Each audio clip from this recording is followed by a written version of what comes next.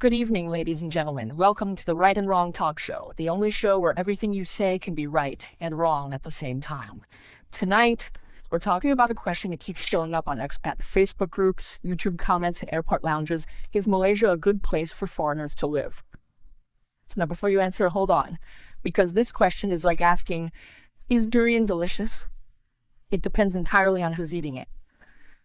Some people fall in love instantly, some people cry and swear never again.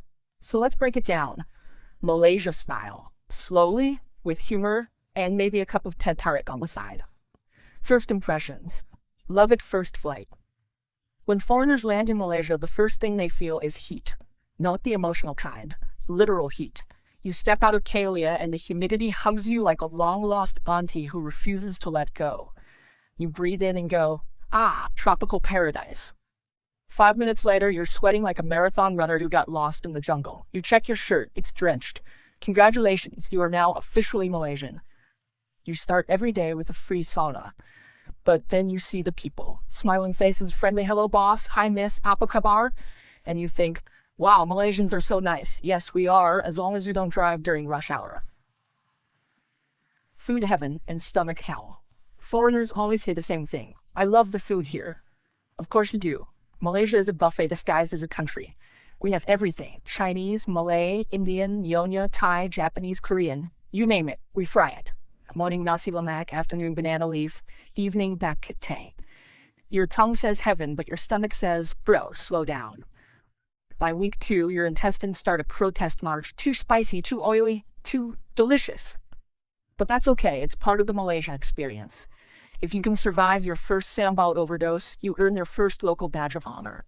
And after a month, you'll be sweating and smiling, saying very spicy but very nice lah. The cost of living, cheap. Every expat YouTuber says it. Malaysia is so cheap. Yeah, it's cheaper than London, Tokyo, or New York, but so is Mars. You rent a beautiful condo with a pool, gym, and security guard who calls you boss for RM2,000. You eat 5-star meals for RM20. You think, wow, I'm living like a king. Until you realize your salary is still in ringgit, not pounds. Locals make RM3,000 a month and still manage to buy houses, raise kids, and send money to parents. Meanwhile, you're crying because imported cheese costs RM50. That's right, Malaysia is cheap only if you live like Malaysians do. Eat local, wear slippers, and forget about avocado toast. And by the way, in Malaysia, coffee comes in 2 versions, the Starbucks version for expats and the Kopitiam version for the wise. Choose wisely, or your wallet will go on a diet. Weather, free sauna all year long. Let's be honest, Malaysia has 2 seasons, hot and hot with rain. It's like living inside a hairdryer that occasionally leaks.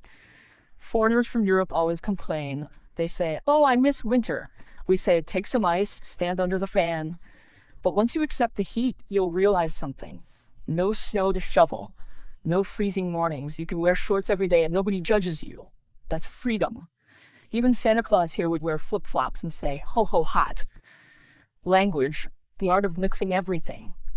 Now, one thing foreigners love and fear is our language. What do Malaysians speak, they ask. The answer, yes. We speak English, Malay, Chinese, Tamil, Hokkien, Cantonese, and sometimes all in one sentence. Hey bro, you makan already or not? Later we go yingcha, okay? That's not confusion, that's communication genius. And then they discover our secret weapon, the word la. This tiny word is the soul of Malaysia. Ken la, no la. Why you like that la? One word, 1,000 meanings. Foreigners try to use it and we can tell because they say like la. No, my friend, you must feel the la. It's not grammar, it's emotion. Bureaucracy, patience level 9,000. Let's talk about the government system. If you want to live in Malaysia long-term, you'll meet our famous friend, the Malaysia My Second Home program. Sounds romantic, right? My Second Home. But the real name should be My Second Home if you can afford it. Requirements keep changing like Malaysian weather. One day it's easy, next day it's impossible. Next week they pause the whole program to review. You learn quickly. Malaysia doesn't run on a clock, it runs on vibes. You go to an office and the staff says, system down, come tomorrow. You come tomorrow, they say, public holiday, come next week. You come next week, they say, form changed, please print new one. At that point, you stop being angry. You become zen. That's when you know you've adapted. You've become Malaysian. Safety and people. Friendly, but hold your wallet. Malaysians are some of the friendliest people in the world. We greet strangers, we share food, we ask about your life, even if we just met you in an elevator. But don't be too relaxed. Friendly doesn't mean naive. You leave your phone on a cafe table, it might migrate. But it's okay. Our thieves are polite. They'll probably send you a WhatsApp message later saying, "Thanks, boss." Still, compared to many countries, Malaysia is safe. No guns, no riots, no chaos. Our biggest danger is overeating. The pace of life, slow, sweet, and sometimes sleepy. Foreigners from fast cities like New York or Tokyo find Malaysia too chill. They go, "Why is everything so slow?" And Malaysians reply, "Why are you so fast?" Here, time moves differently. Meetings start a bit later. Lunch breaks can last forever. Even traffic jams are part of meditation. At first, foreigners get frustrated, but after a few months, they stop wearing watches. They start drinking kopi at the mamak, chatting with locals, and finally understand the national philosophy. Relax lah. You don't need yoga to find inner peace in Malaysia. Just go to any government office. You'll reach enlightenment while waiting. Healthcare and education. Surprisingly impressive. Now, here's where Malaysia really shines. Medical care here is affordable, professional, and English-speaking. People from all over Asia come here for treatment. Hospitals look modern, doctors are friendly, and the bill doesn't make you cry. And if you have kids, good news. There are international schools everywhere. British, American, Australian, IB, you name it. Your child will learn English, Malay, Chinese, maybe even have a bargain at the night market.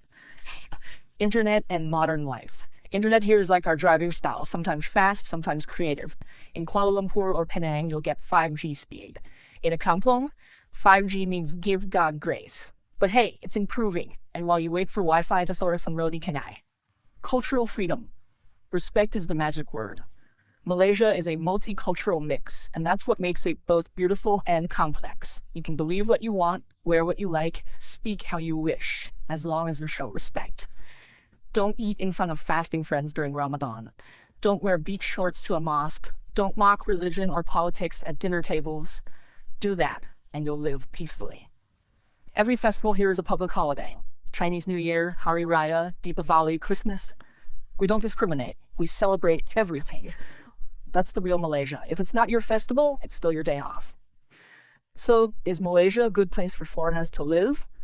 Let's settle it once and for all. If you want a place where life is calm, people are warm, food is heavenly, and rent doesn't murder your wallet, yes. If you expect everything to work like London or Tokyo, wrong.